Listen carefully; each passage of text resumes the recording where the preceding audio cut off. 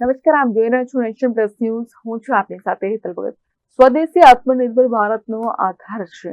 આ ભાવનાને જીવંત કરવા માટે સ્ટેચ્યુ ઓફ યુનિટીના એકતાનગર ખાતે ભારત પર્વ 2025નું સફળતાપૂર્વક આયોજન કરવામાં આવ્યું.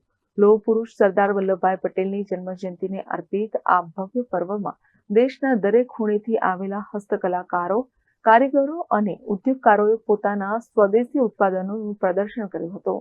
ભારત પર્વના મુખ્ય આકર્ષણ રૂપ 55 સ્વદેશી સ્ટોલો દેશની વિવિધ સંસ્કૃતિઓ અને પરંપરાઓની જીવંત ઝાંખી આપતા હતા.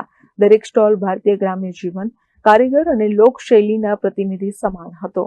અહીં પંજાબના ફુલકારી દુપટ્ટા, રાજસ્થાનની હસ્તનિર્મિત પોટરી, તમિલનાડુની કાંજીવરમ સાડી, નાગાલેન્ડમાં વાંસથી બનેલા પ્રોડક્ટ અને ગુજરાતના પટોળા, બાંધણીના રંગો જોવા મળ્યા છે.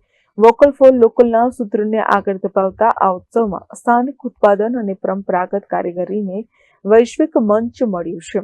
નર્મદા નદીના કિનારે આવેલું એકતાનગર સ્વદેશી ભાવનાથી ઝળહળતું જોવા મળ્યું. સ્ટોલો પર યુવા ઉદ્યોગકારો, મહિલા સ્વયં સહાય જૂથો અને હસ્તકલા કલાકારોએ પોતાના હાથની કળા દ્વારા દેશના સમૃદ્ધ વારસાને ઉજાગર કર્યો છે.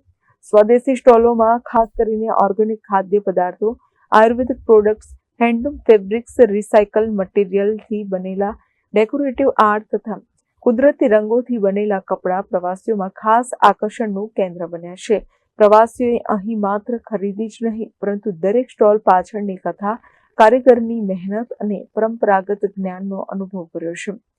ભારત પર્વ માત્ર એક પ્રદર્શન નહીં, પરંતુ આત્મનિર્ભરતાની દિશામાં એક પ્રેરણાદાયક અભિયાન સાબિત થયું છે, જ્યાં મેડ ઇન ઇન્ડિયાનું ગૌરવ પ્રવાસીઓના હૃદય સુધી પહોંચ્યું હતું. લાઇવ મ્યુઝિક, લોકનૃત્ય, હસ્તકલા વર્કશોપ અને સ્વાદિષ્ટ પ્રદેશીય ભોજન સાથે આ ઉત્સવ એક જીવંત ભારતીય મેળો બની ગયો છે. સ્ટેચ્યુ ઓફ યુનિટીના તળેટીમાં ઉજવાતું આ પર્વ માત્ર પ્રકાશના રંગોથી નહીં, પરંતુ સ્વદેશી આત્માની ઉજાસથી ઝગમગી ઉઠ્યો છે, જે દરેક ભારતીયને સ્વદેશી અપનાવવાનો સંદેશ આપે છે. Bureau report, nation plus news, Ektanagar. સમાચારોના સતત અપડેટ મેળવવા માટે અમારી નેશન પ્લસ ન્યૂઝની યુટ્યુબ ચેનલને સબસ્ક્રાઇબ કરો, બેલ આઇકન દબાવો અને જોડાયેલા રહો ફેસબુક, ઇન્સ્ટાગ્રામ અને ટ્વિટર પર.